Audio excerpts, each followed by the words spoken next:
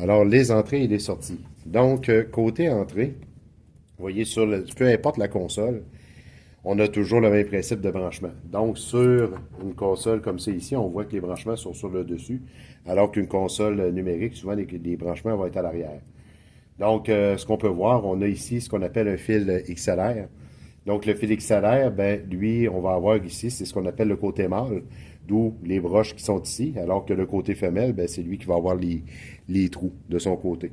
Donc, ça ici, c'est le côté femelle. Ce qui est particulier avec une prise comme ça, c'est qu'on peut brancher aussi ce qu'on appelle un jack 1/4. Le jack 1/4, c'est ça ici. Donc, on peut le brancher soit dans une prise comme ça ici, ou bien dans le milieu ici. C'est fait pour ça. C'est fait pour recevoir le XLR et le jack 1/4. La différence entre les deux, c'est que le son dans le XLR, il est balancé, alors que le son dans un fil RCA, il n'est pas balancé. Donc, on voit ici toutes les entrées. Et vous avez des fils de sortie. Et là, vous pouvez voir ici, ça, c'est le XLR femelle qui est ici, qui va s'insérer dans un mâle qui est là. Donc, souvent sur les consoles, on va avoir différentes entrées, différentes sorties. Comme là, ici, les sorties sont pour mal toujours situées du côté droit de la console. Et là, vous voyez, vous avez des sorties bon, stéréo. Donc, ça, c'est pour aller vers l'amplificateur. Les écouteurs.